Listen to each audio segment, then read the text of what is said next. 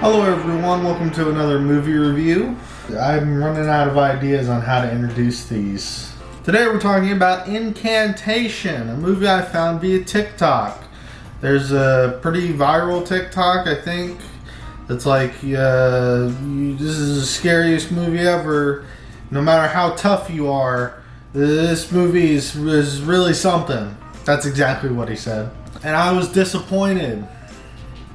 Let's talk about it. So it starts with this really cool intro about how perception shapes reality, and they show this with some optical illusions, and it's actually really neat. I like it, and it kind of sets the tone. It's a neat intro. What can I say? I'm easily amused. Let's just get right into it. The scary part of this movie is that you are actually haunted. You see, at the beginning, she says this chant, and she invites the audience to join in. And at a certain point, she tells you it's a blessing, is what it is. But then they actually reveal it's a curse, that she has cursed you by forcing you to say it or even think it. And that's, to me, is the only part of the movie that justifies the whole, it doesn't matter how tough you are. And I sound pretty dismissive of it, and that's because I saw it coming. As soon as she started saying this chant and was like inviting the audience to join in, I was like, this is gonna be something. I didn't know exactly what it was, but I knew it was gonna be something where it was gonna affect me. Like, it was gonna be like, you're actually a part of the scary part. I didn't know exactly that it was a curse or the specifics of it, but I knew it was going to involve me. It was going to involve the audience in the horror, and that's what was going to be so scary about it. I think I just got it because I was going into this movie from the TikTok thinking, what could be so scary that this guy on TikTok would be hyping it up so much. And then as she's saying, like, join in on the chant, I was just like... And in the intro, she talks about how knowing something can affect reality. And so I just figured that, oh, me knowing about this is going to fuck me over somehow. It to me, it too heavily foreshadowed its ending. Oh, so it's going to involve me somehow. It's going to involve the audience. So most of this movie I was just bored because I was waiting for them to get to the point. This isn't like to say, oh, I'm so smart, I figured it out. It was just, I think my perception altered the way I saw the movie. Because I knew this was supposed to be the scariest movie of the year, or whatever he said in his TikTok. And so immediately I was trying to figure out what would be so scary about it. And that's why I figured it out. It just didn't work for me because I thought it was predictable. As for the twist itself, it's fun. I like it. But at the same time, it is kind of cheap. Like, it's the equivalent of me saying, look behind you! Did that make you scared? Like, I'm actually looking behind me now. I'm a pussy when it comes to scary stuff.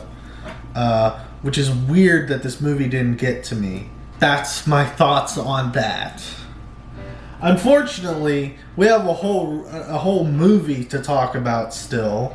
I've talked about the main selling point of this movie, the scary thing, the thing that will actually work for most people. And it kind of worked for me, even though I saw it coming. I still enjoyed the twist. But we have a whole movie to talk about still. And I think that's why I was so bored during this movie, is because I was just waiting for the scary part to happen. Like, the thing... I think really what this video is about, is the danger of hyping up a movie too much.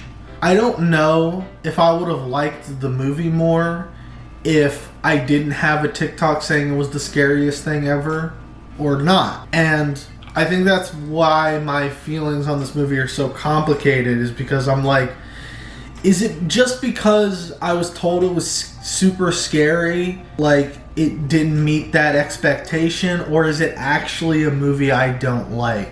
Most of this movie is standard found footage fare. Like the whole time I was just thinking like, I've seen this, and like this is just a found footage movie. I've seen found footage movies. What new thing is this movie gonna offer? And it turns out what the movie offered was the whole "you are actually haunted" conceit, which I guessed, and it's only really at the end that comes into play. So the movie's building up this relationship with the mother and the daughter.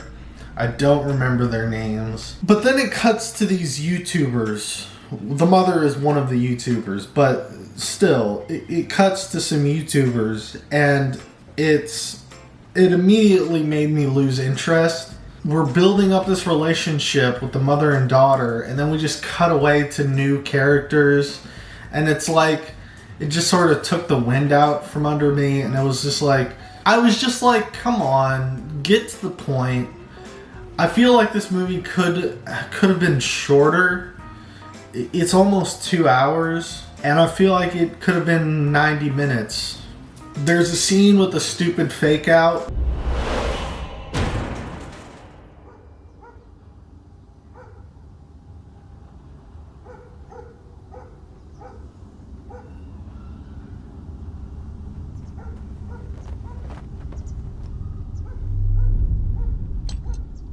Where you think the little girl killed herself, and it turns out she just like... How did she climb back over? I don't know. It's stupid. It's just to make you go, oh my god, and then that's the only reason. It has no reason to be in the movie other than to make you go, oh my god, she's dead. But they don't actually want to kill the kid. So the only reason it's there is it's for shock value. That's the only reason it's there. And then after that, things keep happening. At this point, I was just not invested.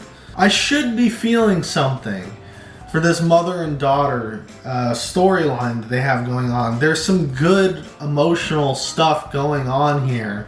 But it just didn't connect with me. It didn't grab me. Like, I was just watching it. I wasn't feeling it. You know? The whole structure of the movie is like very... it's non-linear. So, like at the end, we're cutting between the first time she went to this scary place with her YouTuber friends.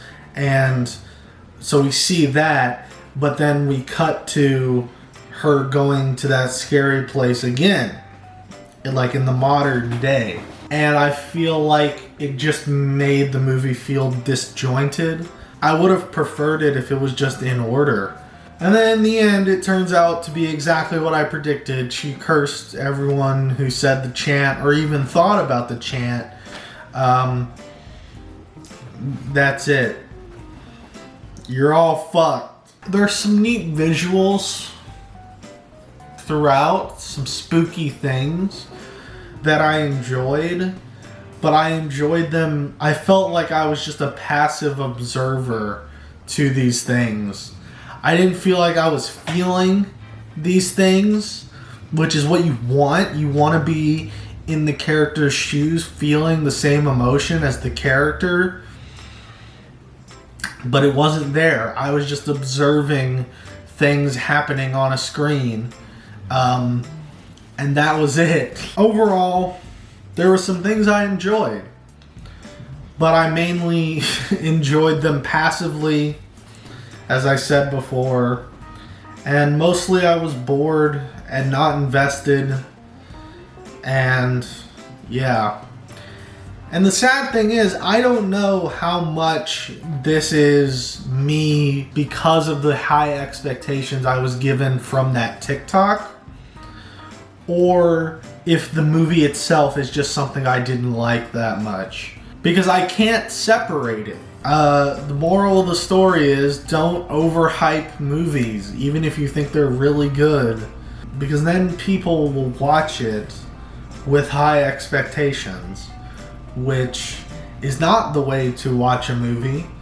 The way to watch a movie is with no expectations, I find, because then whatever the movie does, you will not expect it because you had no expectations.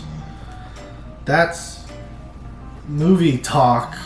Thank you all for watching. I hope you understand why I didn't like this movie. I felt like, yeah, I hope you understand. I know everyone loves this movie, but I just didn't feel it. So I hope you enjoy it. I hope you're not mad at me. Thanks for watching.